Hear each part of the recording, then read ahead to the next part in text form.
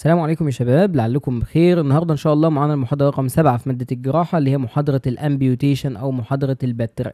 هو ايه البتر يا دكتور، وايه انواعه، وبنعمله ليه، وايه مضاعفاته، وايه الحاجات بتاعته كلها؟ هنبدا نتعرف على الكلام ده في المحاضره دي. يعتبر محاضره 7 جراحه. هنبدا نتعرف امتى بنعمل البتر، ايه انواعه، وايه هي المتطلبات بتاعته، وايه هي عشان نعمله بشكل كويس يعني، وايه هي الطرق اللي بنستخدمها عشان نعمل البتر، ومضاعفات البتر، وازاي بنعمله في الابر لمب واللور لمب، وايه هي الاهداف بتاعه العلاج الطبيعي معاه، وازاي نعمل مانجمنت للستامب او الستامب اديمه يعني، وكمان ازاي نركب الطرف الصناعي بعد ما هنشيل الطرف ده ونعمل له بتر. تمام. يقول لك الانديكيشن يا دكتور امتى بستعملها؟ قال لك لو في نسيج ميت مثلا، لو في نسيج مميت للانسان، وكمان لو في يا دكتور حاجه بيقول لك ان هي ايه ديد لوس، يعني بيقول لك ديد لوس يعني حاجه نسيج ميت وبيفقد من الانسان. بيقول لك ان الامبيوتيشن should be considered when the part of the body is dead or deadly or dead loss. تمام، حاجه من الثلاثه دول.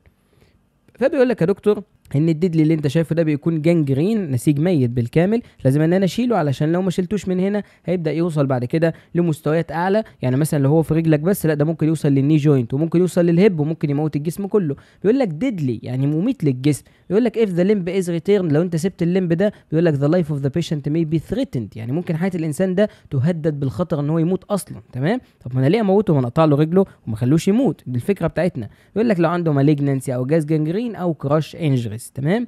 طيب تمام، يبقى تاني واحده بعد كده يا دكتور اتكلمنا عليها بالتفصيل. طب تاني حاجه اللي هي ديد لوس. يعني ايه ديد لوس؟ قال لك والله يا دكتور ان هو عنده يعني فقد في جزء معين في جسمه ميت. طب هعمل له ايه الجزء ده؟ قال لك ده مفقد الامل منه، مش يعني مش هيرجع تاني، وملوش امل ان هو يشفى. فبالتالي قال لك ان الهوبلس ليمب which be inferior to the amputation او artificial limb. يبقى ايه معنى الكلام ده؟ قال لك يبقى الهوبلس ليمب اللي هو الليمب ده اللي مفيش امل منه، قال لك ده اسوأ بكتير ان انا اسيبه من ان انا ممكن اعمل مثلا artificial limb. طب ما نعمل له artificial limb، يبقى الارتفيشال ليمب is superior to the hopeless limb، يعني الهوبلس ليمب ده هو الوحش. تمام. مين افضل منه؟ قال لك الارتفيشال ليمب. مين اسوأ من الارتفيشال ليمب؟ ان انا اسيب الهوبلس ليمب ده موجود. فبالتالي هوبلس ليمب قال لك انفيريور للارتفيشال ليمب. تمام. يبقى ده معناه ان انا من الاسوأ ان انا اسيب الهوبلس ليمب ده، لكن من الافضل ان انا اعمل له ارتفيشال ليمب طرف صناعي. فبيقول لك والله لو عنده سيفير لاسيريشن، لو اتخبط بخبطه جامده، وقع مثلا عليه بلكونه ولا حاجه زي كده، كل الكلام ده بيقول لك، او فراكشرز سيفير، يعني بيقول لك نوت سويتابل للساتسفاكتوري ريبير، يعني غالبا الحاجه اللي هتحصل عليه دي مش هتتصلح، فغالبا انا خلاص هعمل له امبيوتيشن. يقول لك سيفير كونتراكشنز او باراليسيس، واحد عنده كونتراكشر شديد جدا في عضله، او باراليسيس شديد والعضله دي او مجموعه كامله من العضلات، خلاص اعمل له امبيوتيشن. يقول لك سيفير ريست بين، يعني هو قاعد في حاله الراحه في الم شديد يا دكتور عليه، يبقى خلاص اعمل له ايه امبيوتيشن. ده كده المهم بالنسبه لنا هنا. يقول لك ايه التايبس بتاعت الامبيوتيشن يا دكتور، ايه الانواع اللي ممكن نعمل فيها بتر للطرف بتاع الشخص ده؟ قال لك اول حاجه بنسميها بروفيجنال. تمام، بروفيجنال امبيوتيشن.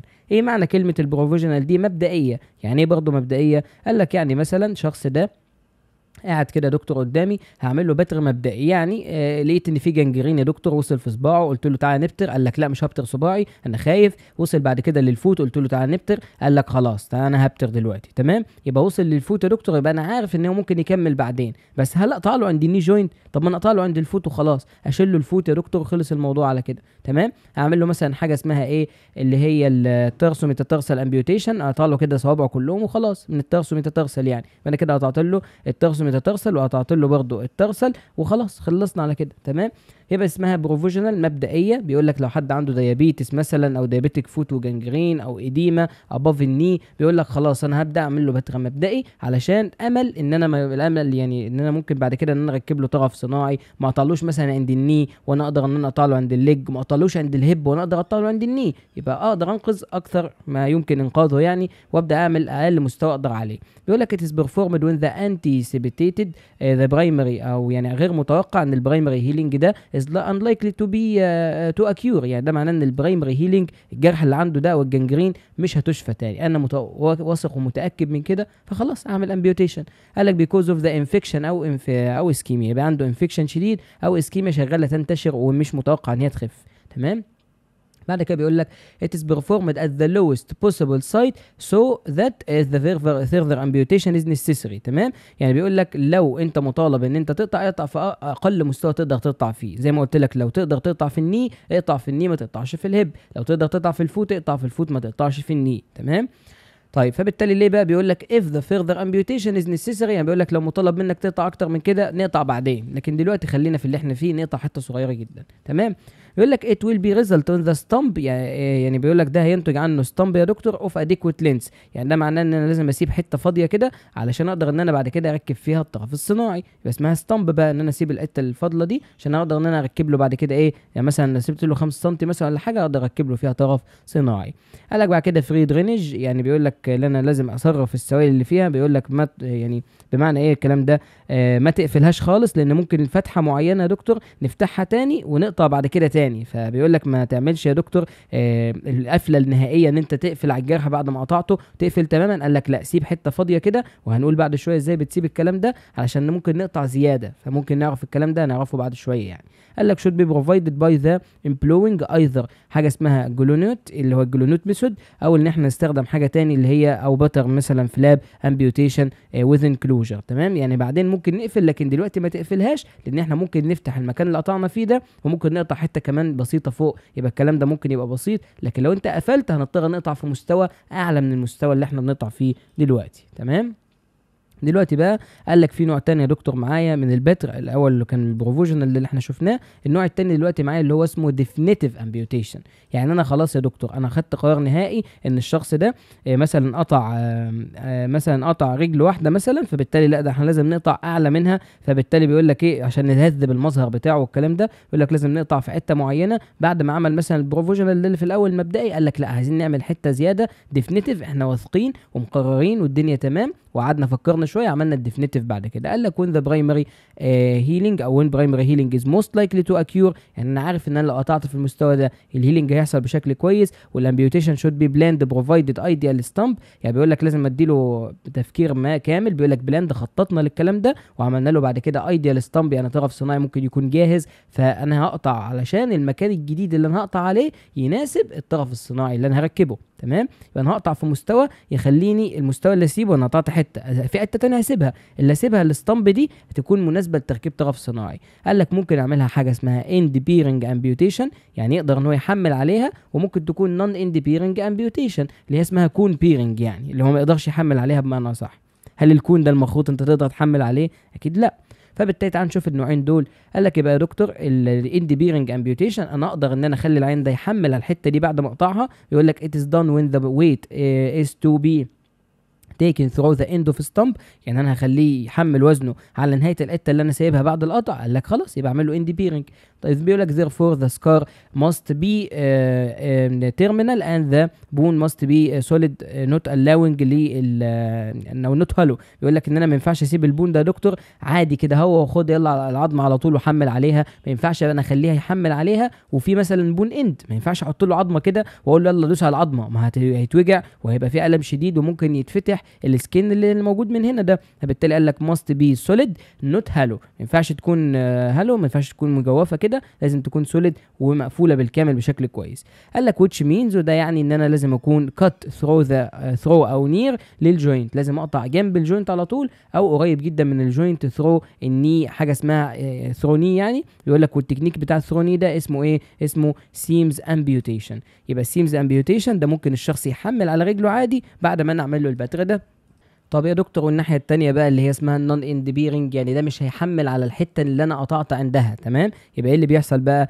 قال لك هير بادي ويت اللي هو الوزن بتاع جسمه، يعني البادي ويت ده is transmitted by way of the artificial limb scot. يعني ايه سكوت دي؟ بيقول لك artificial limb scot، يعني ده معناه ان انا اديته عكاز مخصوص لحالته، يعني كانه طرف ثالث، يعني زي ما تقدر تقول رجل ثالثه مثلا، هو عنده رجلين اتنين اكيد بس مثلا انا بترت له واحده منهم، فبالتالي اديت له حاجه زي artificial limb scot، يعني اكنها عكاز بيمثل طرف صناعي. تمام، يبقى artificial limb scot تو structures بيقول لك other than الستامب اند، يعني هو مش هيحمل على الستامب اند اللي انا سبتها له مكان الطرف المبتور، لكن هيحمل على حاجه اسمها الارتفيشال ليمب سكوت. تمام، يبقى كده انت فهمت الدنيا، يا اما ان هو يحمل على الحته دي فبالتالي هقفلها له واخليها صلبه ما تبقاش مثلا هلو كده، يا اما ان انا اخليه الحته دي بديله مثلا كون بيرنج، يعني على عكاز بمعنى اصح، ما يكون معناها عكاز، فبالتالي اخليه يحمل على عكاز ما يحملش على رجله بمعنى اصح. تمام. بعد كده دكتور قال لك ريكوايرمنتس للايديال امبيوتيشن، ايه المتطلبات عشان يقطع بشكل كويس؟ قال لك والله عندنا متطلبات في الطول، متطلبات في الشكل، متطلبات في الحاجات اللي هغطيها، متطلبات في السكار او اللي هو يعني الفايبرس تيشو اللي هيتكون بعدين، ومتطلبات في الفانكشن الوظيفه ذات نفسها. طب قال لك ايه اللي متطلب مني بالظبط يا دكتور؟ قول لي كده تاني التفاصيل. طيب اول حاجه بقى اللينس يا دكتور، بيقول لك ايه بقى في اللينس؟ بيقول لك شورتر ستامب، يعني لو انت عملت ستامب او نهايه في الطرف اللي انت بتقطع فيه وكانت النهايه دي يا دكتور شورت صغيره او قصيره، بيقول لك ويل بي سليبد اوت اوف ذا بروسيس، هتتزحلق من الطرف الصناعي لما تحطه. يبقى بالتالي لو انت عندك جايد لاينز او علامات او على ارشادات بتقول لك ان في الرجلين تيجي تقطع يا دكتور تحت الني جوينت مثلا يعني ب 6 انش، اللي هو فعلا بتتقطع تحت الني جوينت ب 6 انش، يبقى تقطع تحتها ب 6 انش. ما تقعدش تجود تقول لا ده انا هاخد حته فوق زياده احتياطي، لا ما ينفعش الكلام ده. لو خدت حته فوق زياده احتياطي هيتفضل لك بدل 6 انش 5 انش، و5 انش دول هيتزحلقوا سليبد اوت من البروسيسز، ومش هيقدر ان هو يركب طرف صناعي بسببك انت، عشان انت دكتور جراح ما ظبطتش الموضوع ده. قال لك بعد كده بات النون اندبيرنج ستامب، يعني لو انت هتعمل حاجه نون اندبيرنج مش هيحمل عليها ومش مطالب ان هو يركب فيها طرف صناعي، قال لك يبقى ممكن تقطع 3 انش زياده او شورتر ذان الانتاير بون. تمام، يبقى ده معناه ان انا ممكن بدل ما اقطع 6 انش لا ممكن اقطع 3 انش. ليه؟ قال لك ما هو 3 انش اقل لو انت هتقطع حته وما تكونش اندبيرنج، هتدي له عكاز خلاص يبقى مش لازم يركب طرف صناعي. دي الفكره في الموضوع. قال لك تو جيف روم فور ارتفيشال جوينت، عشان تسيب مكان للارتفيشال جوينت، يبقى خلاص يبقى انا كده كده مش هخليه يحمل عليها تاني وهدي له عكاز. قال لك خلاص يبقى يركب اي ارتفيشال كده حاجه تبقى منظر كده وخلاص مش هيحمل عليها. قال لك يبقى خلاص يقطع 3 انش فوق ومش مشكله. ده لو انت ايه، ده لو انت مش هتخليه يحمل عليها، لكن لو هيحمل تديله الجايد لاينز اللي هنتكلم فيها بعد شويه على مدار المحاضره. قال لك الشيب يا دكتور ات شود بي سموث راوندد، لازم يبقى شكلها ايه سموث كده ومرن وراوندد وتبقى دائريه، شكل يبقى كويس جدا. قال لك الكفرج لازم ان انت البون ده تبدا ان انت تغطيه بالسبكوتينيوس تيشو، وبعد كده تديب فاشيه، وبعد كده الانشور الموبيليتي بتاعت السكن ان هي موجوده بشكل كويس. تمام، حاله زي كده يبقى انا كده عملت كل حاجه صح. السكار بعد كده قال لك شود بي لينير، لان انت كده كده هتقطع جراحيا، فانت عارف ان في سكندري انتنشن هيحصل وهيلينج والكلام ده هيحصل بسكار. بيقول لك اتيرمينال سكار از اكسبتد في الابر لمب بات نوت ان ذا لور لمب في حاله الاندي بيرنج. يبقى انا ممكن اسيب سكار في الابر لمب لان هو مش هيمشي على ايديه، هيمشي على رجليه، يبقى بالتالي ما تعملش سكار في اللور لمب، او خلي السكار في اللور لمب ده بعيد عن منطقه التحميل اللي هيحمل عليها، وهنعرف الكلام ده ازاي بعد شويه. الفانكشن بيقول لك ان الستامب شود بي بينلس، يعني ما ينفعش يا دكتور تسيب له عظم كده تحت زي ما بيقول لك اهو سموث بون مثلا، يبقى ما ينفعش اسيب له عظم شديد تحت الستامب دي، كل ما يضغط يا دكتور توجعه، يبقى لازم تبقى بينلس، لازم ما تقلموش ابدا. يقول لك وذ فريرلي جوينت موبايل او موبايل جوينت، بيقول لك اباف اند سموث بون بيلو. تمام، يعني لازم يكون في حركه فوقيها وتكون عادي جدا في عظم سموث جدا تحتيها، يبقى انا ببرد العظم وبعمله بشكل كويس عشان ما يقلمهوش. طيب ودلوقتي بقى يا دكتور بيقول لك ايه هي التكنيكس بتاعت الامبيوتيشن اللي ممكن نتبعها؟ قال لك اول حاجه جلوتينيون ميثود او الجويليتون ميثود، وتاني حاجه اللي اسمها الاوبليك ميثود. يبقى جويليتينيون والاوبليك. طب الجويليتينيون دي هنبدا نعمل بيها ايه بالظبط؟ قال لك دي يا دكتور يعني طريقه الجزار، قال لك في الحرب كده يقوم جاي كده بالساطور يقوم قاطع، خلصنا من غير ما يقعد يشوف ده انا هقطع حته واسيب حته، لا على طول يقطع كله في نفس المستوى. فقال لك يا دكتور يبقى ايه اللي بيحصل فيها؟ قال لك all tissues are divided at the same level and the bone is left exposure اون ذا كات سيرفيس. ليه بقى بسيب حته بون كات؟ عشان بيقول لك ممكن بعدها تعمل قطع تاني، فمش هقعد اخيط هنا وبعد كده اقوم جاي اقطعها تاني واخيط من الاول. قال لك فبنسيب دايما البون اكسبوجر من بره. تمام، اي نعم ده فيه انفكشن وكده، لكن ده غصب عنهم بيعملوا كده في الحرب يعني.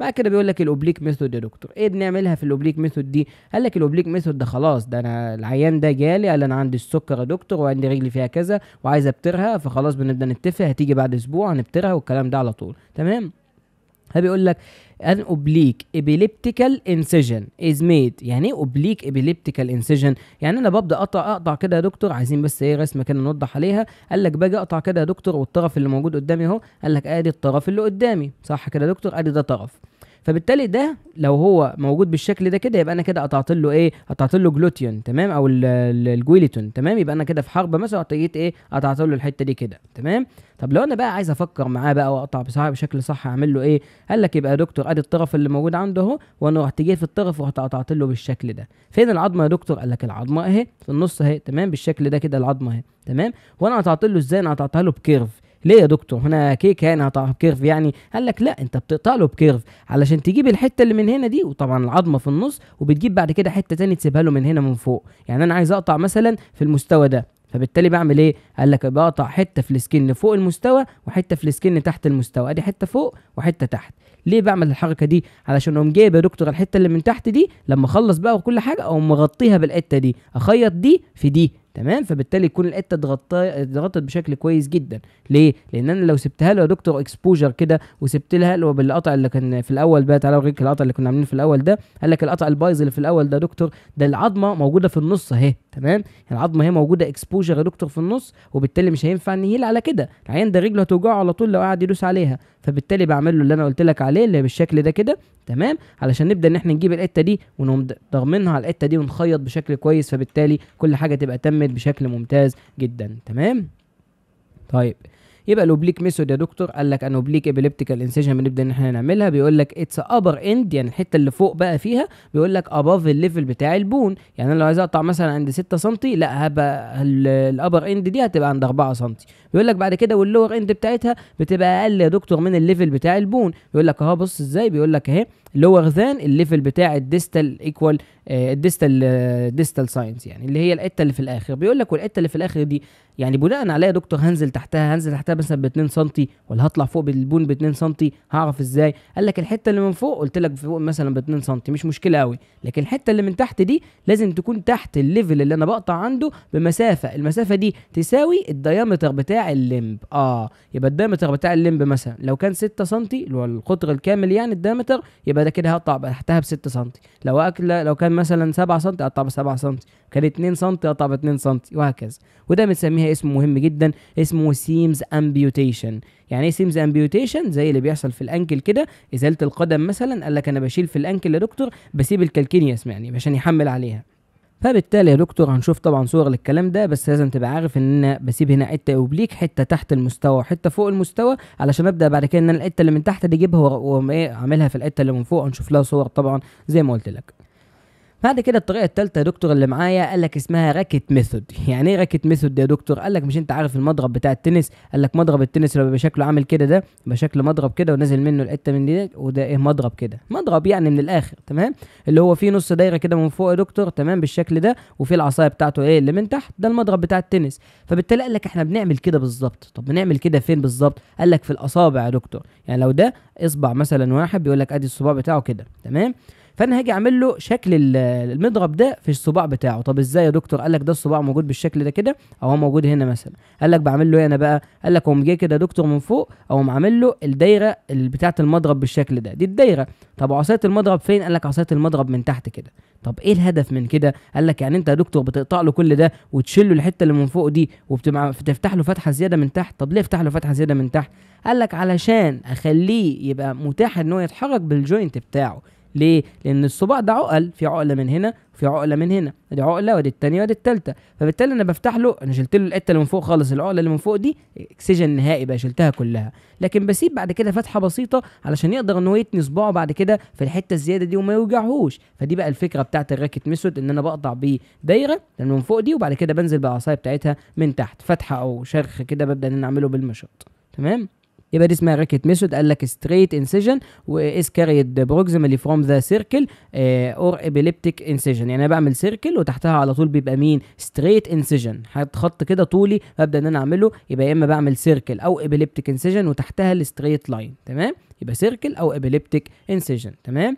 بيقول لك زي مثلا بعملها في التو يا دكتور، اصابع القدم، او الفينجرز مثلا امبيوتيشنز بتاعت اصابع الايد، يبقى ده بعملها في الاصابع بشكل عام، اسمها راكت، مضرب الراكت يعني، تمام؟ زي مضرب التنس. قال لك بعد كده في حاجه اسمها فلاب ميثود. فلاب ميثود دي شبه الاوبليك شويه، لكن دي فلاب. بيقول لك ات از ا سنجل فلاب، يعني بيقول لك ببدا ان انا اقطع بشكل طبيعي، لكن في حته معينه، يعني انا مثلا الليمب بتاعي على بنرسم نفس الرسمه، قال لك الليمب بتاعي كده يا دكتور، تمام؟ الليمب بتاع الشخص ده كده، فانا عايز اقطع عند المستوى ده، اعمل ايه بقى؟ قال لك والله ده الليمب بتاعه ممكن تبقى تكملته كده. قال لك انا هاجي اقطع وسايب الحته اللي من ورا دي. ليه؟ علشان اقوم جاي كده يا دكتور، والعظمه اللي بتبقى موجوده من هنا دي، او واخد الحته الفلاب دي واقوم عامل لها ايه؟ واخدها من هنا غزاعها بقى من الناحيه الثانيه من هنا، وكده بقى كني عملت الاوبليك، بس انا هنا فلاب بس، يعني مش ما فيهوش معاها سبكوتينيوس والكلام الكتير، لا هو فلاب بس، تمام؟ فبيقول لك يا دكتور او ان انا اقطع الاثنين في مستوى واحد ويكونوا ايه ان ايكوال فلاب، تمام؟ يعني ممكن اقطع بص اهو عشان تبقى ايه فاهم بس وما تتوهش. قال لك ممكن اعمل سنجل فلاب يعني فلاب من ناحيه واحده، وممكن اعمل تو ايكوال او ان ايكوال فلابس، يعني ممكن اعمل اتنين فلاب يكونوا ايكوال مع بعض، وممكن اعملهم ان ايكوال تبقى واحده اكتر من المستوى الثاني. بمعنى ايه يا دكتور؟ قال لك والله ان انا ممكن اسيب الاتنين فلاب من هنا واقوم قاطع بعد كده في النص، كل في النص ده اشيله، والفلاب دي اقوم حاططها كده، والفلاب دي اقوم حاططها ايه كده. تمام. ممكن اعمل ان ايكوال فلابس تبقى واحده قصيره جدا كده والثانيه طويله، بحيث بعد كده امسك الطويله دي امسك القصيره دي اقوم حاططها مثلا هنا في النص تيجي في النص بالظبط، والكبيره دي بعد كده اقوم عاملها ايه من بره خالص. كل ده متاح. تمام. 3 انواع متاحين، سنجل فلاب او اتنين مساويين لبعض او اتنين يكونوا غير مساويين لبعض. تمام يا دكتور؟ تمام. في ملحوظه هنا قالها الدكتور ان انت في الفلاب دي هنا بتبدا ان انت تسيب حاجات كتير. قال لك انت بتبدا ان انت تشتغل فلاب على مستوى السكن وفلاب على مستوى المصل، وبعد كده البون بيبقى في الاخر خالص. بمعنى ايه برضه؟ تعالى بس نوضحها من هنا. يبقى على نفس الشكل اللي احنا قاعدين بنعمل عليه من هنا يا دكتور. قال لك اهو نفس الشكل ده كده بالظبط. قال لك انا بعمل ايه؟ قال لك ادي يا دكتور الليمب بتاع الشخص كده وكده. العظمه فين؟ العظمه في النص هنا يا دكتور. ادي العظمه اهي. امين امين. طب وبعد كده انا بعمل ايه؟ قال لك ما انا بعد كده يا دكتور جيت قطعت، فانا بالتالي سبت فلابه من هنا وسبت فلابه من هنا، وسبت سبكاتينيوس تيشو من هنا وسبت سبكاتينيوس تيشو من هنا. فبعمل ايه؟ قال لك يبقى السبكاتينيوس اقوم عامله ده الاثنين دول ايكوال لبعض، او عاملهم ومغطيهم على البون، يبقى البون كده اتغطى على البون اهو متغطي بسبكاتينيوس تيشو من هنا ومن هنا، ورحت قافلهم كده ايه على بعض يا دكتور. قال لك كده وكده، ورحت قافلهم هما الاثنين كده ايه على البون من هنا يحموا البون بشكل كويس. والفلابايه اللي من هنا والفلابايه اللي من هنا قمت جيت شايل دي وشايل دي، وقمت مغطيهم على السبكاتينيوس اللي مغطي العظم اصلا. فبالتالي انا كده اكني عملت بلايند اند كويسه جدا، متغطيه بسكين ومتغطيه بسبكاتينيوس تيشو، والبون ده في الاخر خالص، فالبون يبقى محمي باكتر شكل ممكن يخليه محمي يا دكتور. تمام. كل الكلام ده اللي عملناه من هنا، وضحنا الكلام بالتفاصيل بالكامل. يبقى قال لك ادي ان ايكوال وايكوال فلابس، وخلصنا كده التفصيل بتاعها بالكامل.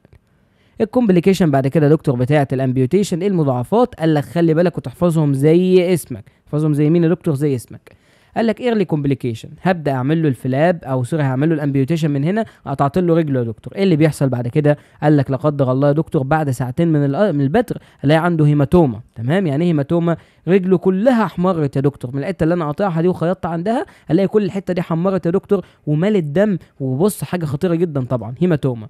قال لك بعد كده ممكن للاسف يحصل انفكشن لو انا المستشفى عندي مش نظيفه والكلام ده كله وفيها بكتيريا والكلام ده كله، ممكن يحصل له انفكشن، ممكن للاسف يحصل له جاز جنجرين بعد الانفكشن، وده كله كلام خطر جدا. قال لك بعد كده ممكن يحصل سكندري هيمورج، يعني ممكن الاقيه مره واحده كده دكتور انا ما خيطتش كويس طبعا، فبالتالي راح نزف مره واحده ومات بسبب ان ايه في سكندري هيمورج بعد العمليه بساعتين. ما الهيمورج مش هيستنى يومين ثلاثه. تمام.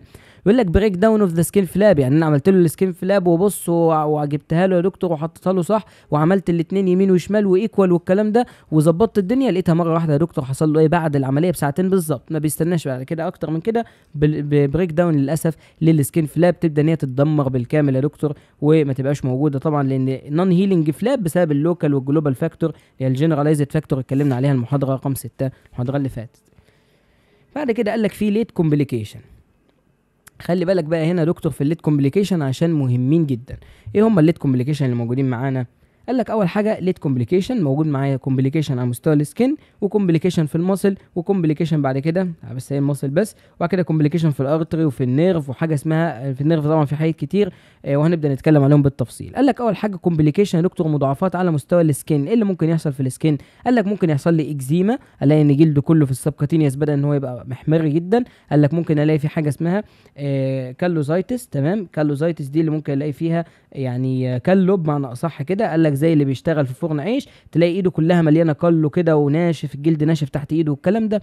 بيقول لك ممكن الاقي فيه السريشن في السرز كده مليانه في تحت جلده والكلام ده. بيقول لك ممكن الاقي فيها دكتور ريدندنسي، يعني ده معناه ترهل للجلد في المكان اللي انا قطعت فيه. كل ده عباره عن ليت كومبليكيشنز. ممكن الاقي فيه ادهرنت سكار، يعني الاقي فيها دكتور الجلد يكرمش ويبدا يلزق في بعض لحد ما يعمل الم. تمام. يبقى ممكن يبقى فيه اكزيما، الجلد يتغير لونه بعد اسبوع مثلا من العمليه، الجلد يتغير لونه. ممكن يبقى فيه كالو، ممكن يبقى فيه ألسر بسبب ان هو مثلا ما اتحركش من السرير جاله بيت ألسر مثلا. قال لك ريدندنسي، الجلد يترهل، كي مش هيترهل بعد العمليه بساعتين، يترهل بعد العمليه باسبوع، ممكن يبقى فيه ادهرنت سكار.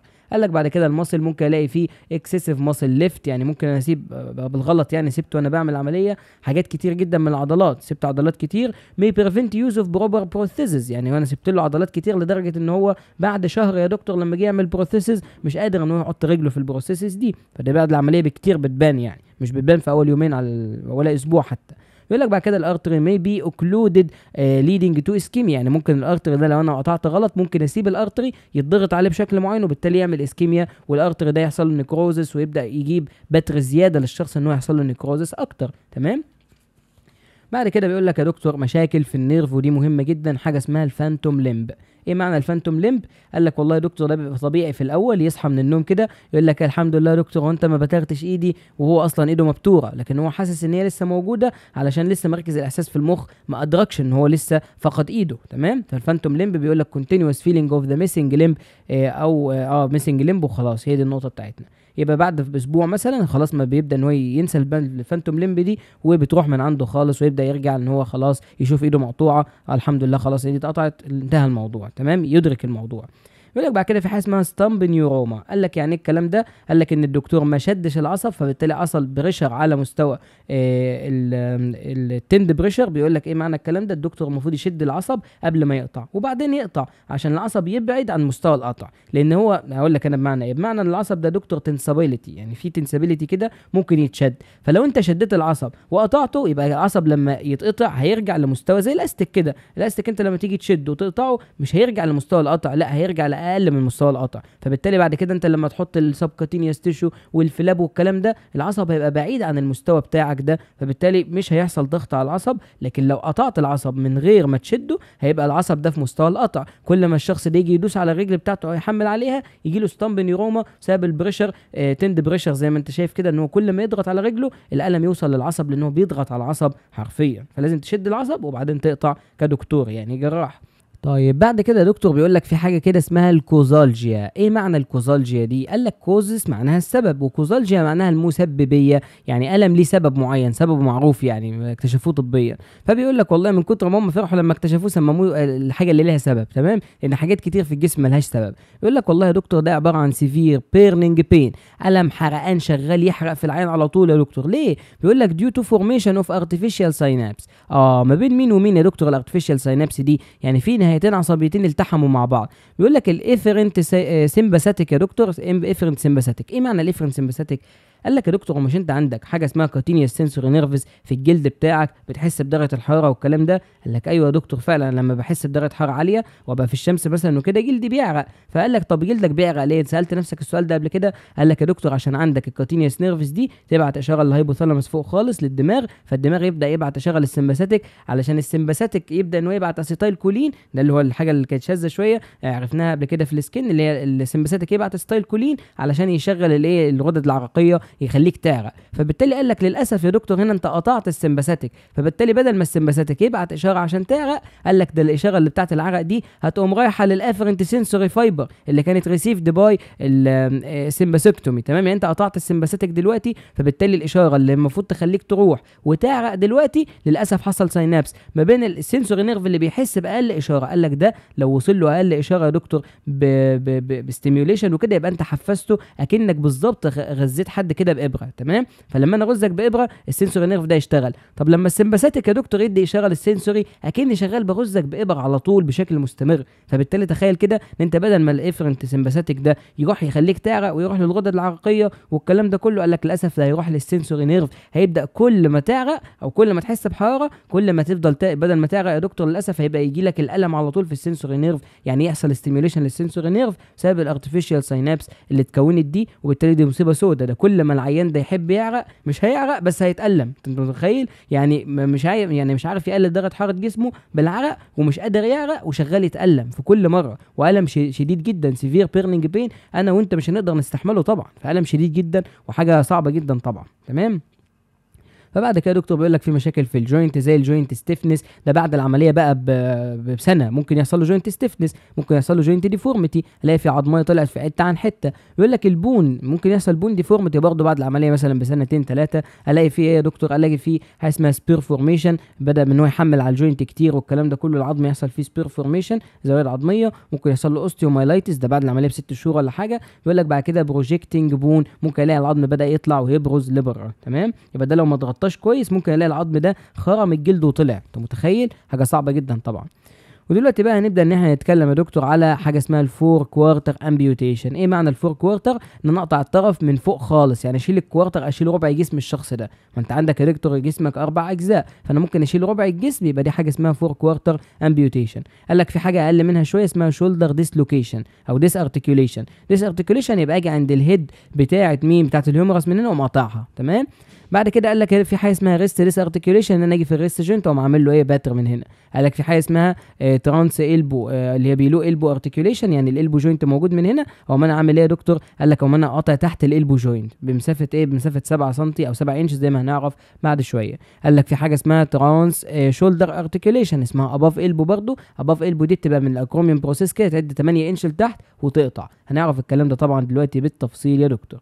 قال لك ده واحد اهو عامل اهو شولدر ديس ارتكيوليشن، يعني شايل يا دكتور الشولدر بالظبط وسايب الايه، سايب الهيد بتاعه الهيومرس. تمام، علشان بس يقدر ان هو يركب مثلا عليها حاجه، او يعني ما تداش ان هي تجيب له منظر شكل غلط، عشان هو لما يلبس قميص مثلا ولا حاجه بيقول لك بص شكل القميص هيبقى عامل كده، لكن لو انا شلت له يا دكتور الهيد بتاعه الهيومرس هيبقى شكل القميص وحش بالنسبه له، هيبقى اكن عنده كتف باين وكتف تاني اكنه مش موجود اصلا، لكن هو على الاقل كده شكله كوزموتيكلي افضل. تمام، على القميص يعني.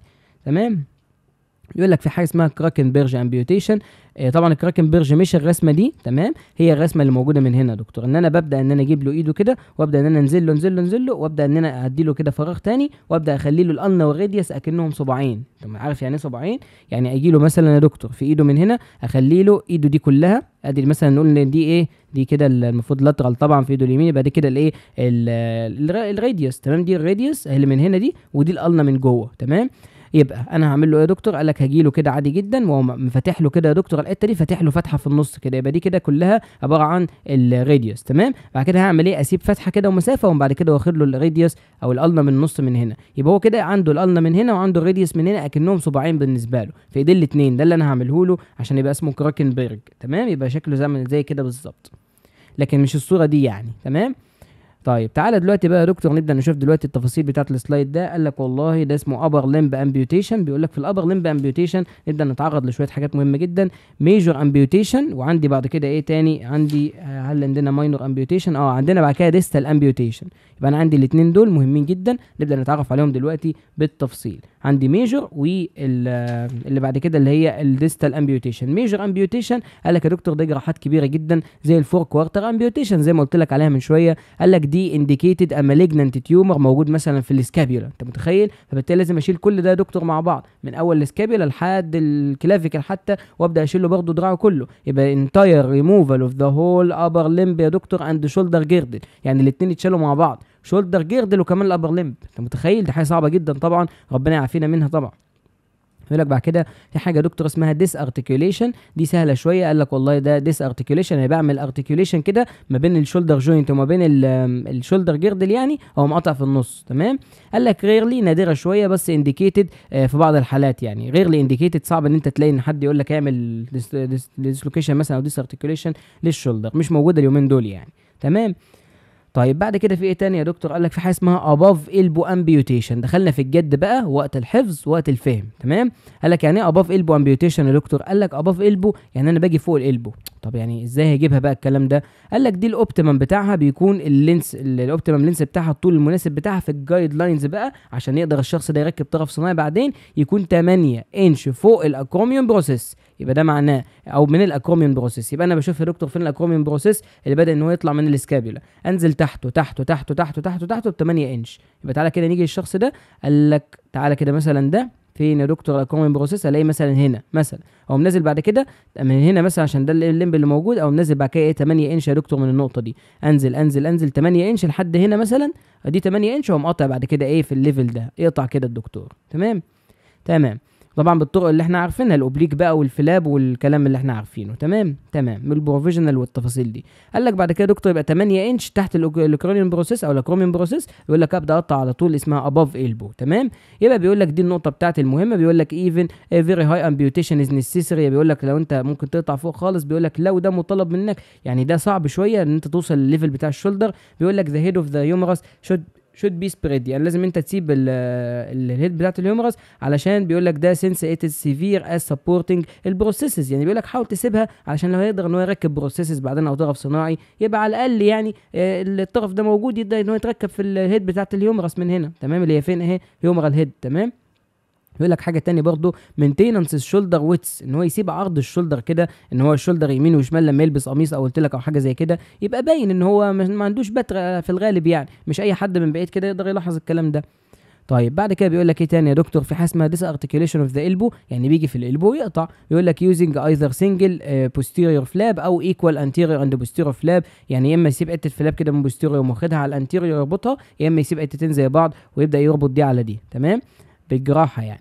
بعد كده بيقول لك في حاجه اسمها بيلو البو امبيوتيشن، دي حفظ طبعا ومهمه جدا، خلي بالك بس هنا كان في اباف البو امبيوتيشن 8 انش من الاكروميوم بروسيس، هنا بعد كده معايا بيلو البو امبيوتيشن يعني تحت الالبو. طب هقطع تحت الالبو قد ايه؟ قال لك يا دكتور اللينس بتاعها بيكون 7 انش من التب بتاع الاكرانيوم بروسيس. يعني ايه الاكرانيوم بروسيس؟ قال لك يعني يا دكتور ادي الاكرانيوم بروسيس اللي بتبقى موجوده من هنا من ورا، قال لك يبدا انزل بعد كده انزل 7 انش من هنا بالظبط، ومن بعد كده اقوم عامل ايه؟ قاطع، تمام. فانا هنا ما قطعتلوش عند الريست يا دكتور، انا هنا على فكره بتاع الكراكنبرج ده انا قطعت له عند ال7 انش، يبقى شفت من هنا ورحت عديت 7 انش بالظبط اللي هم حوالي مثلا 17 سم ونص، تمام. قطعت يا دكتور عند المستوى ده على طول.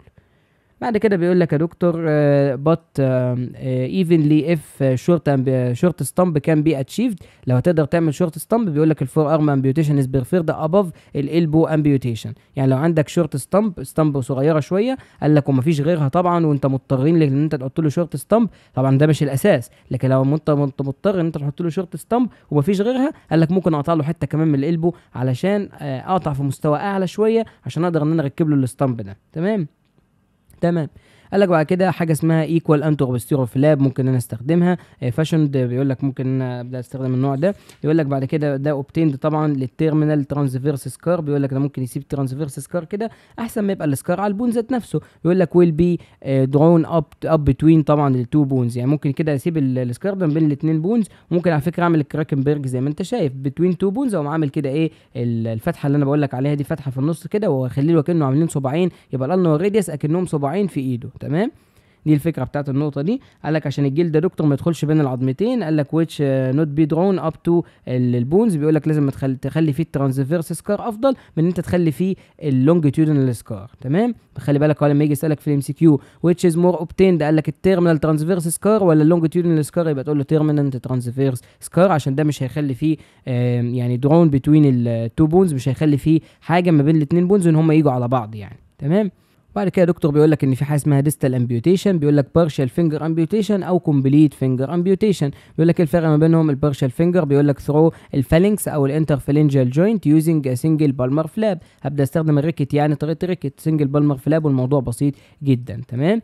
لكن الثانيه الكومبليت فينجر امبيوتيشن بيقول لك يوزلي كومبايند مع الاكسجن بتاعه الميتاكاربال هيد، لازم اشيل الميتاكاربال هيد. ليه يا دكتور؟ طب ما تسيبها له يعني انت هتشيله خلاص يعني تقطع وخلاص؟ قال لك لا، ده انا في هدف معين من الكلام ده تو مينيمايز الديفورميتي اللي ممكن يحصل انيبلز الفينجر تو بي فليكسد كلوزلي، يعني ده معناه لو سبت له يا دكتور الحته بتاعه الميتاكاربال هيد دي ممكن تعيق حركته، مش هيقدر يتحرك لان هي مساحتها كبيره، فالافضل ان انا اشيلها علشان يبقى ايه بيقدر انه يتني ويفرد الصباع بتاعه كويس، يبقى فليكسد بالتالي بشكل كويس. قال لك الدورزال راكت انسيجن، يبقى خلي بالك هيسالك في الام سي كيو دورزال راكت انسيجن بيبدا يطبق فين؟ هتقول له يا دكتور بيطبق في الكومبليت فينجر امبيوتيشن مش في البارشال، خلي بالك اهو، يبقى بيقول لك هنا سنجل بالمر فلاب، لكن هنا هبدا اطبق الراكت بيطبق فين؟ في الكومبليت فينجر، لما اشيل صباعه كله ابدا اعمل كومبليت راكت دورزال راكت انسيجن، خلي بالك ان هو دورزال يعني في ظهر الصباع اعمل الدايره وبعد كده من قدام اقوم عامل الايه الانسيجن بتاعي، تمام. اوعى تنسى الكلام ده، ملحوظه مهمه جدا غالبا هتيجي في الامتحان، سؤال تمييز بقى وكده.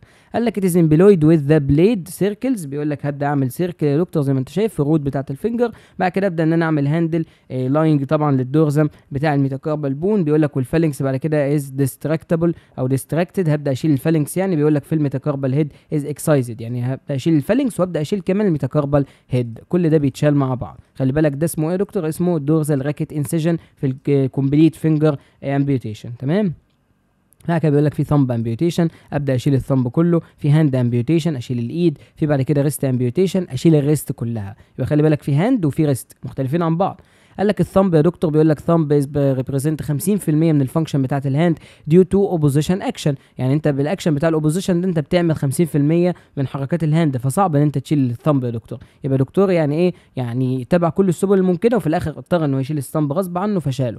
قال لك بريزيرفيشن اوف اني بارت از رول، بيقول لك يعني انت لو انقذت ولو نص سنتي يبقى ده روت، يعني ده رول بالنسبه لك وهدف ان انت تنقذ ولو حتى نص سنتي من الثامب عشان ده مهم جدا. بيقول لك لو الميتاكاربال از اول وات ليفت، يعني بيقول لك بيهايند، لو انت سبت الميتاكاربال دي انت عندك طبعا كاربال وبعد كده عندك ميتاكاربال وبعد كده عندك الثامب، لو قدرت تسيب الميتاكاربال قال لك ممكن يا دكتور تعمل حاجه اسمها ويب بتوين اندكس اند ديبندنتلي انسيجن تو كرييت ا نيو ثامب. ايه معنى الكلام ده يا دكتور؟ قال لك ده معناه، تعالى بس نحاول نلاقي واحد عندي ايد من هنا. قال لك اهو يا دكتور، مش انت عندك يا دكتور الثامب من هنا، انا ممكن اشيل الحته بتاعت الصباع دي، انا عايزك تفكر بس معايا وتبص معايا من هنا. قال لك ده الصباع يا دكتور، تمام؟ الصباع اهو. قال لك لو انا شلت الصباع من هنا ممكن افتح في الحته دي يا دكتور، كل دي فتحه، واسيب الميتاكاربال اللي موجوده من هنا اكنها صباع، تمام؟ اي نعم صغيره شويه وقصيره ومش هتفيده قوي بس هتفيده على الاقل يعني، تمام؟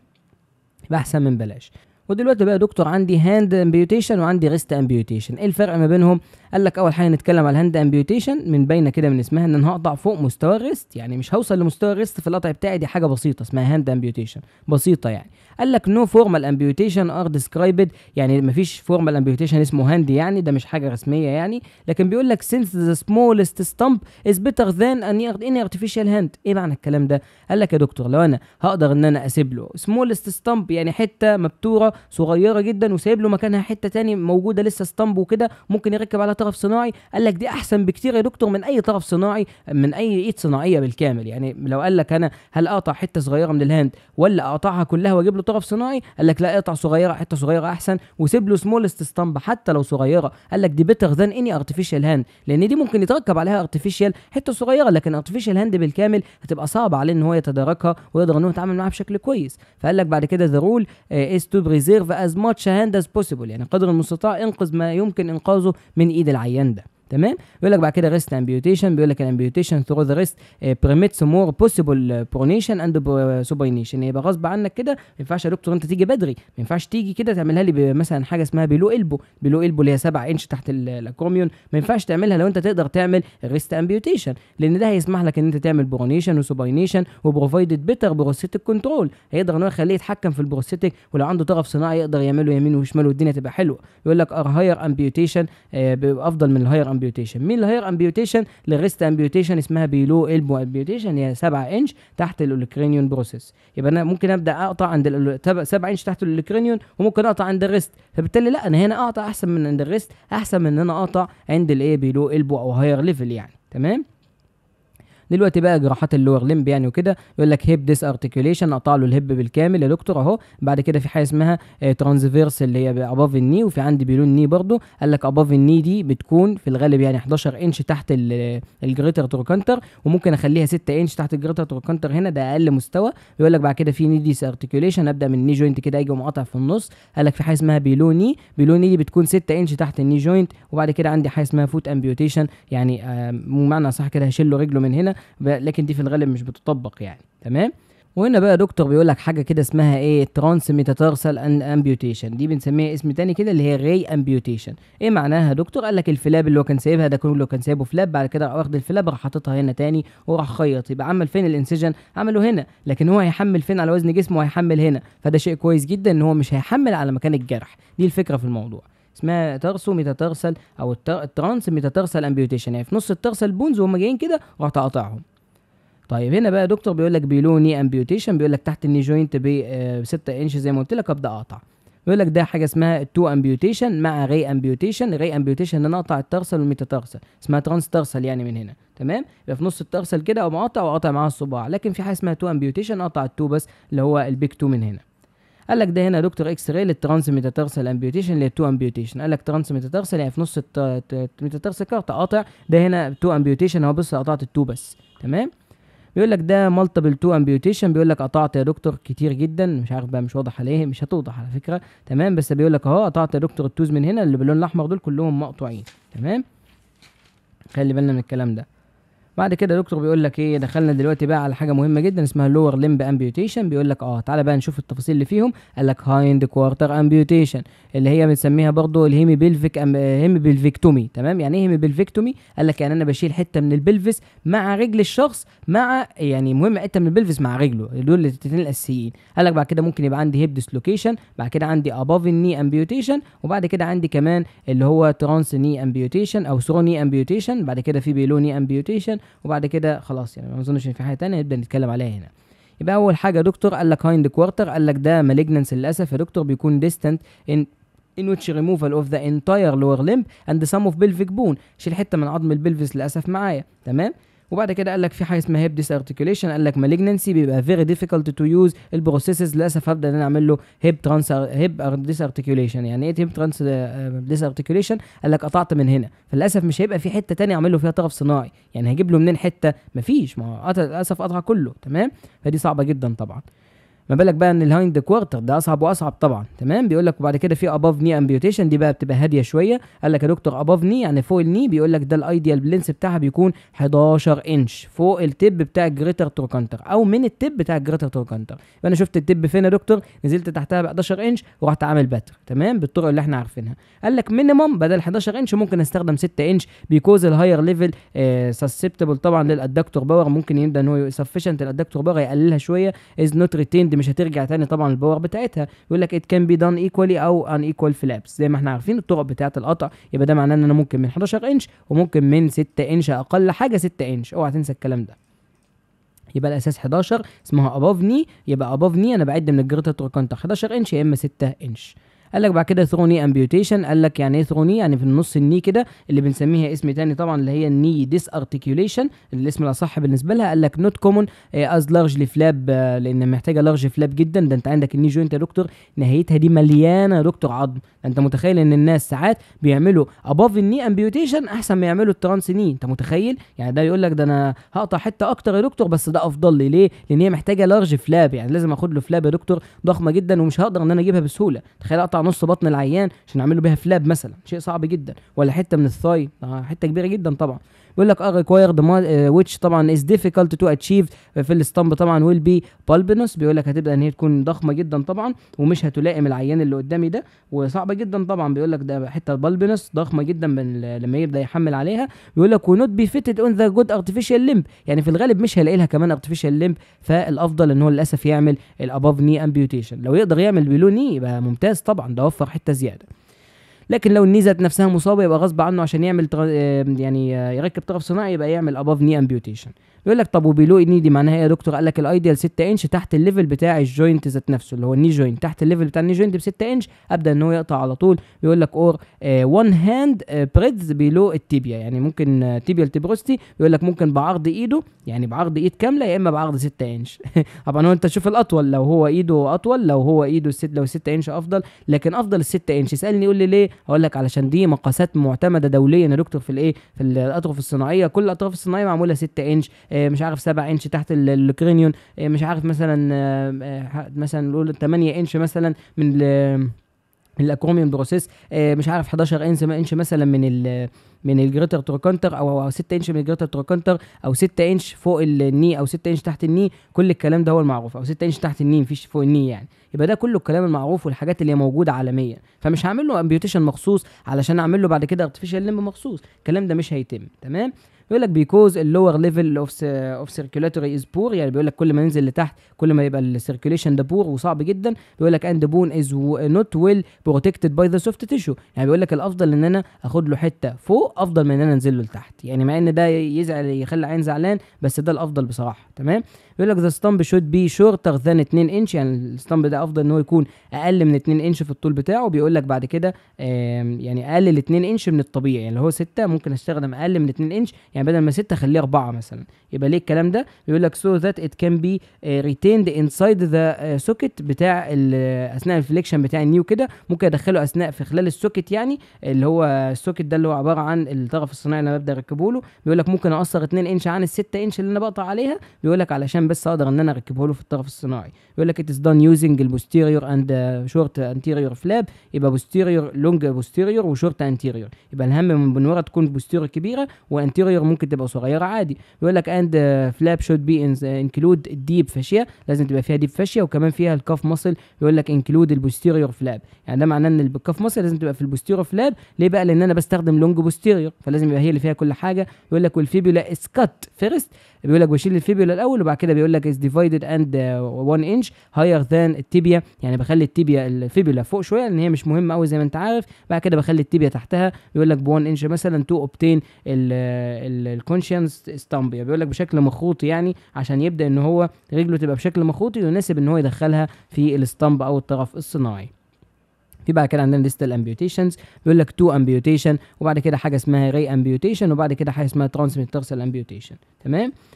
يبقى التو امبيوتيشن قال لك ايه معناها يا دكتور؟ قال لك ايذر ديو تو الاسكيميا، بسبب اسكيميا، ما فيش اسكيميا، ما فيش دم واصل كويس للمكان ده فالصباع ده مات، يعني بيقول لك سيفير انفكشن او اوستيومايلايتس او ديستراكشن للبون. بيقول لك كل الكلام ده بدنا نعمل فيه تو امبيوتيشن، يعني ابتغلوا صباعه من الاخر يعني. قال لك الري امبيوتيشن، ايه معنى الري دي؟ قال لك ري معناها صف يا دكتور، فقال لك يبقى ده معناه ان هي ميتا تارسو فالنجيال جوينت ريجن. قال لك از انفولفد وير بارت اوف ذا ميتاتارسال بون از اكسايزد، يعني بشيل حته من الميتاتارسال اسمها ترانس ميتاتارسال، ممكن نسميها قريبه جدا للي بعدها يعني. يبقى الري امبيوتيشن اكني باخد صف كامل بنفس الوزه في كل الميتا اللي هي الميتا تارسو فالنجيال جوينت، باخد مساحه كده في النص وابقى قطعتهم كلهم مع بعض. طب ايه الفرق بينها وبين اللي بعدها اللي هي الترانس ميتاتارسال دي؟ قال لك وين سيفير توز ار افكتد، يعني او ريفيرسبل اسكيميا هاز اكسايزد، بيقول لك للفور تو، تمام، يعني انا الفور فوت، يبقى انا بشوف في الفور فوت كده دكتور مستوى اطول شويه من الري امبيوتيشن. الري امبيوتيشن دي اكنها سحبه شويه زياده واخطر طبعا واسوأ للعيان والكلام ده، لكن الترانس ميتاتارسال بيقول لك انا باخد في الفور فوت، يعني باخد حته قدام كده في الرجل واقطع من عندها، فانا بقطع حاجات اقل من اللي بتتقطع في الري امبيوتيشن. بيقول لك افايبل لونج بلانتر فلاب، بيقول لك ممكن اعملها لونج بلانتر فلاب اسينشال طبعا وساتسفاكتوري هيلينج وبتشفى بشكل حلو جدا. فلو حد قال لك مين افضل ان اعمل ري امبيوتيشن ولا ترانس ميتاتارسال، قال لك طبعا ترانس ميتاتارسال دي اقل ضررا على العيان اللي قدامي. قال لك ورابع حاجه بعد كده اسمها سيمز امبيوتيشن، اللي قلنا بتتعمل فين يا دكتور السيمز لو انت فاكر؟ بتتعمل في الويت بيرنج ليمز في الاند اللي هي الويت بيرنج اند، يعني هو بيحمل عليها، تمام.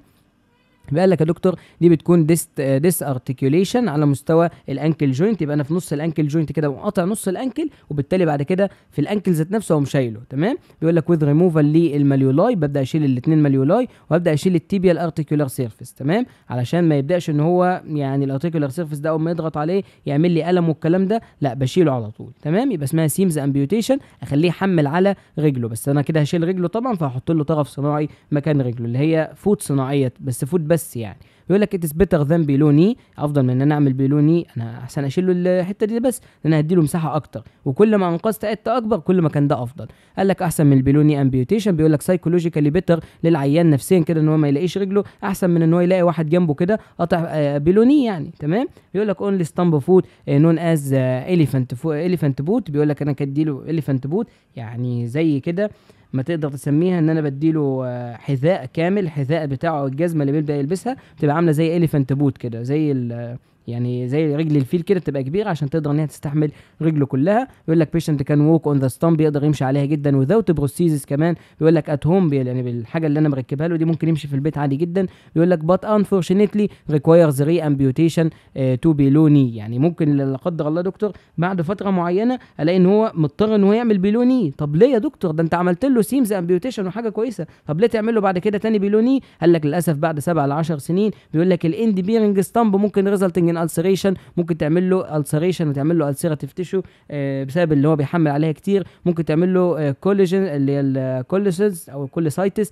اللي هي الكلو يعني وكده. بيقول لك ممكن تبقى يعني اكزوستيزيس من مش هتقدر ان هو يستحملها تاني، فللاسف هم عامل له اباف ني بيلوني امبيوتيشن، وبعد البيلوني امبيوتيشن لا قدر الله ممكن يعمل اباف ني، بس دي غالبا ما بتحصلش يعني. هو غالبا هيبدا ان هو يجي يحتاج بعد كده ريكوايرز ري امبيوتيشن تاني اللي هي بيلوني، تمام، اسمها بيلوني، دي الشائعه اللي ممكن يعملها بعد السيمز امبيوتيشن. يبقى ممكن يسالك في الام سي كيو يقول لك وات از ذا تايب اوف سيرجري كان بيشنت دو افتر 7 تو 10 years افتر سيمز امبيوتيشن، هتقول له بيلوني امبيوتيشن. يبقى بدل ما قطع تحت خالص لا ممكن يقطع شويه صغيرين فوق اللي هي اسمها بيلوني، تمام.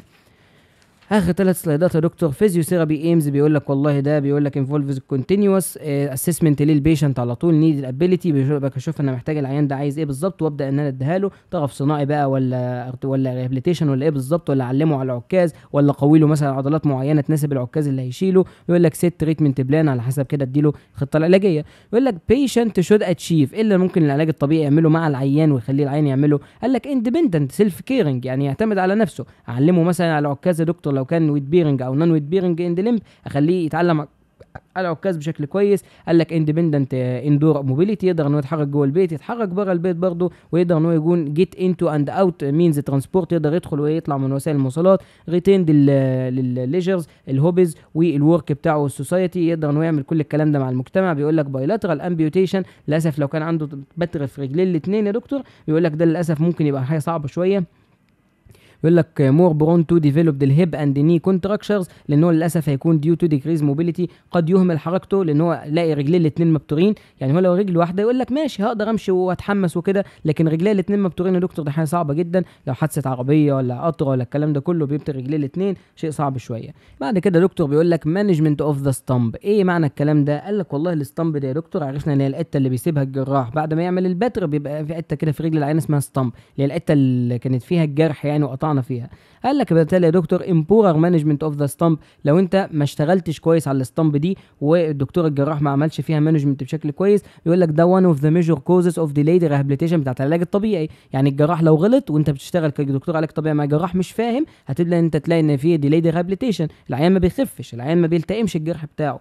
ليه؟ طيب بيقول لك ان في ستامب ايديما اول حاجه ممكن تحصل، وممكن تكون ديليز البروستاتيك فيتنج. يعني ستامب ايديما الحته اللي هي الجراح بتر عندها دي شغال يحصل فيها ايديما على طول، يقول لك ده للاسف هيأخر ان البروستاتيك فيتنج، هيأخر ان اللي هو يتعود على اللي ممكن نقول عليها الطرف الصناعي اللي احنا مركبينه ده. ويقول لك وكمان هيتاخر معاه الامبيوليشن ذات نفسه، التنقل بتاع العين هيبدا يتاثر. ليه؟ لان ممكن يبقى شكل ال يعني الستامب اللي موجوده دي، احنا عارفين ان شكل الستامب بتبقى تعتمد على شغل الجراح، فالجراح ده لو ما عملش ستامب مظبوطه هنلاقي ان البروستاتيك مش داخله في الستامب، فبتبقى غلطه جراح. طب ايه اسباب بعد كده الستامب ايديما اللي ممكن نلاقيها؟ قال لك اول حاجه سيرجيكال تروما اتسيلف، يعني ده معناه ان الجراح كان عنيف جدا وهو بيقطع النسيج، فقال لك والله هو قطع العيان بشكل غلط جدا، فبالتالي عمل له سيرجيكال تروما، غلطه من الجراح. قال لك تاني حاجه بعد كده انكوركتابل بانداج اوف ستامب، يعني هو المفروض يحط اصلا بودره، وبعد كده زي البودره بتاعه الطباشير اللي بيحطوها كده وبيتعال يعني بيمشوا على العقله وكده، اللي انت بتشوف ناس بتلعب على العقله لازم يحط بودره طباشير، بعد كده يحط البانداج، بعد كده يبدا يلبس الستامب، ده كله مع بعض تمام مش حاجه واحده يعني. فبالتالي لو ما عملش بانداج يبقى ده غلطه من العيان. يقول لك بعد كده انكوركت ستامب بوزيشن، مش حط الستامب بشكل صح، حاططها مقلوبه مثلا ولا باصه يمين، غلط طبعا، يبقى ده هيأخر برضه الايه، يعمل اديمه طبعا ويعمل ضغط على العيان. انكنترولابل دايابيتس، مش بيتحكم في السكر، يعمل له ضغط برضه. قال لك اثيروسكليروتيك ديزيز دي معناها ان هي تجيب اديمه وتطول الهيلينج بتاع العيان، مش هي هيلينج بشكل كويس وتطول مده الاديمه. قال لك بعد كده ايرلي ريموفال اوف ذا درينج، يعني لو هو مركب تصريف معين للاديمه عشان يصرفها، لو هو شالها بدري هيبدا يحصل اديمه طبعا، وهكذا. اخر سلايد في المحاضره ميجرمنتس تو كنترول الاديمه، الستامب اديمه ازاي تعملها كنترول. قال لك لمب اليفيشن ويز بانداج، تركب له بانداج بالمانيوال ليمفاتيك درينج طبعا والكلام ده كله، تعمل له البانداج كومبريشن جرامنت بقى وترفع له رجله لفوق. قال لك بعد كده ستامب بانداج. قال لك بلايز امبورتنت رول على مستوى الكونديشننج بتاع العيان والشيبنج بتاع الستامب ذات نفسها، يبدا ان هو يقل في الحجم بتاعها بالاديمه اللي فيها، ريديوسنج الاديمه. وبيقول لك بعد كده حاجه اسمها الاستو كريبت بانداج، بيقول لك ده نوع من البانداج كده يبدا انت تلف 4 ل 6 انش نسيسري، تبقى مطلوبه من العيان انه يلفها. بيقول لك البانداج شود بي تيكن اوت ديورنج الاكسرسايز، يعني بيقول لك لازم يشيل البانداج بره لما يجي يعمل الاكسرسايز. يقول لك بعد كده رقم 3 في حاجه اسمها ستامب هياجين. ايه معنى ستامب هياجين؟ يعني انه يعتني بصحه الستامب اللي هي الحته اللي موجوده عنده في جلده، اللي هي مكان الجرح زي ما قلنا اللي عملوه الجراح. فبالتالي بيقول لك ريجولار واشنج اوف ذا ستامب وذ وورم ديسانفكشيتد ووتر او سوبز ووتر، بيقول لك اند ثروينج دراينج، يعني بيقول لك هينشفها بعد كده، يغسلها بميه كده معقمه بصابون والكلام ده كله، وبعد كده يبدا انه ينشفها عشان يعتني بصحتها وكده وما يحصلش انفكشن. يقول لك مساج بعد كده علاج الطبيعي، يعمل له ريبيتد تابنج على كان هيلب طبعا دور ستور التون اوف نشوف ماسل نبدا نرجع التون بتاع الماسل ونظبط الدنيا خالص. قال لك بعد كده الكويز بتاعنا يا دكتور، قال لك اول حاجه بيقول لك الاوبتيمم لينس الاسطمبه اباف البو امبيوتيشن، يبقى انت دايما تحفظ دايما اللي تحت الالبو هيبقى يا دكتور 7 انش، اللي فوق الالبو 8 انش. تمام، 8 انش من مين؟ من الاكواميوم بروسيس. قال لك طب واللي تحت الالبو يا دكتور بيلو البو، قال لك بيلو البو امبيوتيشن، يبقى تحت الالبو 7 انش. 7 انش من مين؟ من على طول من الكرينيون يا دكتور. تمام، بتاعت الالنا يعني. تمام. قال لك بعد كده ايه التكنيكس اللي انا بستخدمه في التو امبيوتيشن والدو؟ ايه التكنيكس اللي بستخدمها يا دكتور عشان اعمل تو امبيوتيشن؟ تفتكر كده تو امبيوتيشن عشان ابتر اصبع، يبقى راكت ميثود على طول يا دكتور. يبقى راكت ميثود، يبقى انا كده بقطع بشكل الايه المضرب دايره من فوق، وبعد كده ايه يعني راكت انسيجن، او يعني اللي هو ستريت انسيجن من تحت. قال لك بعد كده which of the following is late complication، خلي بالك اهو late complication للامبيوتيشن. قال لك اكزيما تظهر بعدها باسبوع، قال لك ستامب نيوروما بعدها باسبوع، قال لك بعد كده جوينت ستيفنس بعدها بفتره طويله مثلا بعدها بسنتين زي ما قلت لك، لكن بريك داون السكين فلاب قلت لك تحصل بعد ساعتين وتبان عند الجراح. يقول لك بعد كده المينيمم لينس يا دكتور، خلي بالك اهو مينيمم لينس امبيوتيشن اباف ني يبقى مينيمم 6. تمام، لكن لو هنتكلم على الاباف ني بشكل عام يعني بيلو ني، لا استنى، ده بيلو ني ده دكتور يبقى 6 انش كده كده، 6 انش بيلو الايه بيلو الجوينت ليفل اوف جوينت. اي واحده صح عشان يعني هم كلهم نفس الاختيار يعني، بس في الامتحان هتختلف. طيب بعد كده يا دكتور خلي بالك هنا لو قال لك الماكسيمم مثلا لينس او الاوبتيمم لينس للاباف ني يبقى 11. تمام، لان هي 11 سم تحت الايه الجريتر تروكانتر، لكن الشورتر او المينيمم هيبقى 6. واخر سؤال معانا يا دكتور بيقول لك the following are not cause of the amputation stump edema، يبقى مين اللي بيعمل stump edema ومين ما بيعملش؟ قال لك الستامب edema يا دكتور ان الحته اللي هي زي ما قلت لك عملها الجراح في الاخر يحصل فيها edema. قال لك سيرجيكال تروما، الجراح عنيف عمل لي التروما، فعلا ده سبب من الاسباب. قال لك incorrectable bandage of stump، يعني عمل البنداج مع نفسه العيان ده في البيت وبالتالي ما ضغطش عليها بشكل كويس، فبالتالي الستامب edema حصلت. قال لك early removal of the drainage، برضه يا دكتور لو شال الدرينج دي بدري مش هتتصرف، هي وظيفه الدرينج تصرف السائل وتصرف الاديمه وتمشيها، لكن لو انا شلتها بدري يبقى مش هتصرف السائل وتسيب الاديمه زي ما هي. وبالتالي يا دكتور بيقول لك الستامب اليفيشن لما يرفع رجله لفوق ده اصلا تريتمنت يا دكتور مش كوز، يعني ده علاج مش سبب، فبالتالي لما يرفع رجله لفوق هيبدا ان هو الاديمه دي تنزل خلاص وتروح من عنده وتقل الاديمه، فاكيد مش هتعمل ستامب اديمه. يبقى هي دي الاجابه. الحمد لله كده نكون خلصنا المحاضره على خير، دعواتكم بقى لنا بالتوفيق والسلام عليكم.